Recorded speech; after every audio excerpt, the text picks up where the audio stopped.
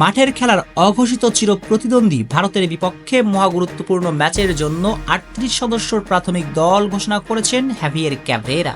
যে দলে রয়েছে একের পর এক চমকে ঠাসা বাংলাদেশের স্কোয়াডে ইতালির ক্লাবের ফাহমিদুল ইসলাম ঠাঁই পেয়েছেন। এছাড়া সব জল্পনা কল্পনার অবসান ঘটিয়ে ইংলিশ ক্লাব শেফিল্ড ইউনাইটেডের হামজা দেওয়ান চৌধুরীকেও রাখা হয়েছে প্রাথমিক দলে। তবে চমকের গল্পটা এখানেই শেষ নয়, বরং বাংলাদেশের প্রাথমিক স্কোয়াডের সবচেয়ে বড় চমকটা দিয়েছেন হ্যাভিয়ের ক্যাভরেরা নবীন নেওয়া জীবনকে তার স্কোয়াডের বাইরে রেখে। রহমতগঞ্জের এই ফরওয়ার্ড কেন ৩৮ জনের দলে জায়গা পাননি সে কারণটা এখনো অজানা। ক্যাভরেরা যেন হুমায়ুন আহমেদের রহস্যময় চরিত্রের মিসরি আলী, চাইলে অবশ্য ক্যাভরেরাকে বাংলার অকাল প্রয়াত জীবনানন্দ দাসও বলা যেতে পারে। যেমন করে কিংবদন্তি লেখকের দর্শন সমসাময়িকদের জন্য বোঝা ছিল দুঃসাধ্য ব্যাপার, তেমন করে ক্যাভরেরার জীবনকে বাদ দেওয়ার সিদ্ধান্তটাও জটিল এক রহস্য। অবশ্য রহস্য উদ্ঘাটন করতে গেলে একটা কারণ অনুমান করাই যায়, বাংলাদেশ জাতীয় ফুটবল দলের কোচের সঙ্গে জীবনের ব্যক্তিগত সম্পর্কটা অনুকূল পর্যায়ে, সে কারণেই জীবন জাতীয় দলের বাহিরে। যদিও দর্শন বলে অনুমানলব্ধ জ্ঞান গ্রহণযোগ্য নহে, তাই দর্শন অনুসারে জীবন ব্যক্তিগত সম্পর্কের জেরে জাতীয় দল থেকে বাদ পড়েছেন সেই বিতর্কের এখানেই ইতি দেওয়া যাক। কিন্তু ঘুরে ফিরে প্রশ্ন আসবে ওই একটাই, ক্যাভরেরা কি আসলে ফুটবলারদের পারফরম্যান্স বিবেচনা করেই প্রাথমিক স্কোয়াড ঘোষণা করেছেন?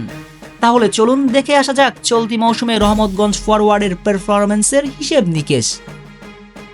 এই ফুটবলার চলতি সিজনে খেলেছেন ৯ ম্যাচ। এই ৯ ম্যাচে মাঠে ছিলেন ৫৯৮ মিনিট, ম্যাচ প্রতি গড় ৭৪ মিনিট করে। হিসেব বলে দিচ্ছে জীবন কোনোভাবেই ক্লাবের বেঞ্চ প্লেয়ার নন, বরং ক্লাবের সবচেয়ে বড় ইম্প্যাক্টফুল প্লেয়ারই তিনি।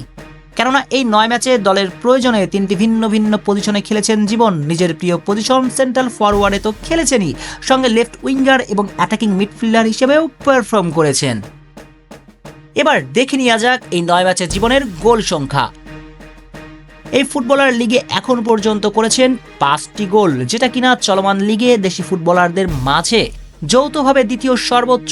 তারপরও জীবনকে ডাকা হয়নি প্রাথমিক দলে। অথচ ফর্টিস এফসির সেন্ট্রাল ফরওয়ার্ড পিয়াস আহমেদ নোভা ৯ ম্যাচ খেলে ৩ গোল করে তিনিও আছেন ক্যাভরেরার দলে। এ কেমন বৈষম্য বলুন তো? হ্যাঁ, এখানে একটা যুক্তি অবশ্য চাইলে দেওয়াই যায়। নোভা তরুণ ফুটবলার, ভবিষ্যতের কথা চিন্তা করে জাতীয় দলে তাকে ডাকা হয়েছে। তবে প্রশ্ন ছুড়ে যায় পাল্টা, তবে কি অভিজ্ঞতা মূল্যহীন? যদি অভিজ্ঞতা মূল্যহীনই হয়, তবে মৌসুমে ১ মিনিট মাঠে না থেকেও জামাল ভুঁইয়াকে কেন রাখা হলো স্কোয়াডে? জামালের বেলায় অভিজ্ঞতা প্রাধান্য পাবে, আর জীবনের বেলায় ১৮০ ডিগ্রি বেঁকে বসেছেন ক্যাভরেরা। তবে কি ব্যক্তিগত সম্পর্কের জেরেই জাতীয় দলের বাইরে জীবন? সে প্রশ্নটা না হয় সময়ের কাছেই তুলে রাখা যাক। শেখ শ্রাবণ অনিক, টিম স্পোর্টস।